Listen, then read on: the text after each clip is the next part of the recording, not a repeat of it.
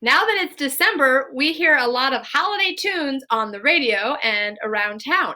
So I was listening to one the other day. He's making a list, he's checking it twice. And that gave me the idea that what a great strategy that Santa uses to make sure that he has everybody on his list that he needs. So today we're going to talk about why and how to make a list and why and how to check it twice. So I'm going to reach in here to my stocking and first pull out a list I made for myself. Now, everybody likes to do their list a little bit different, and it is a good idea that you personalize your list or make it work or fit for you. Some people like computer lists, some people like paper lists. There's not a right or wrong when it comes to making a list, as long as you make sure that you are putting everything on your list that you need to do and that you are checking it twice. So I pretended that I was a student in second grade. So I went through on the Hub, and on Monday, I wrote myself a list of all the things that I needed to do. Then, when I get it done,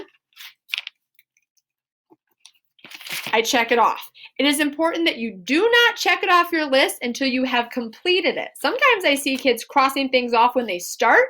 You cross it off your list when you finish. That way you can go back and easily see what you did and what you need to do. Now, if it took me probably 4 minutes to write this paper list, but this is going to keep me organized all day to know what I did and what I still need to do. When I make a list, sometimes I like to put little boxes or squares, and then I can do a check. Another thing I love to do when I make a list is I love to cross it off. I like to scribble it off when I finished. I just get a lot of satisfaction when I know that I have done something and I've finished the task.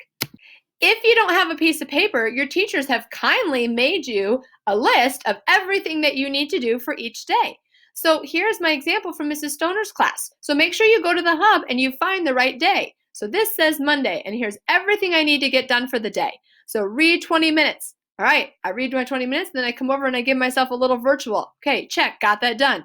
Next thing, I have my live lesson. I know my live lesson starts at 9. So whenever I have a live lesson, I want to stop what I'm doing and make sure that that is my priority.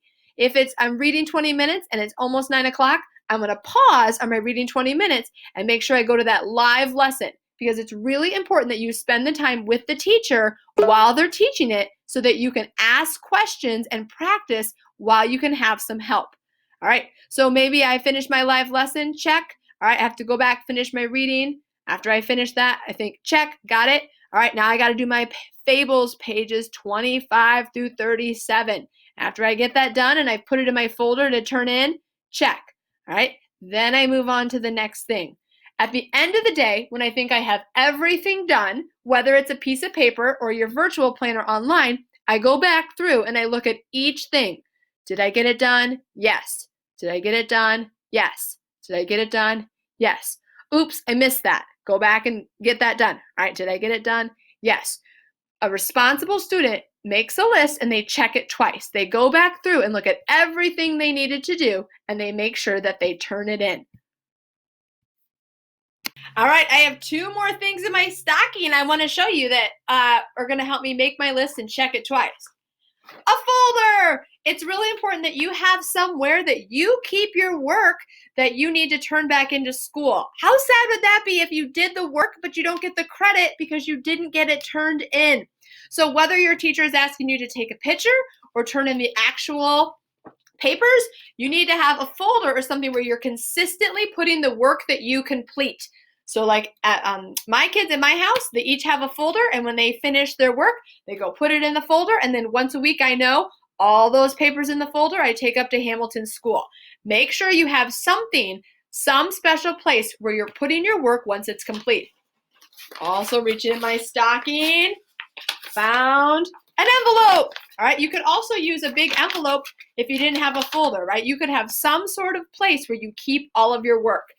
If this is hard for you to make a list and check it twice, please reach out to me, Mrs. Teed. You can send me an email, you can call me at the school, and I would be happy to help you get yourself organized so that you can make a list and check it twice.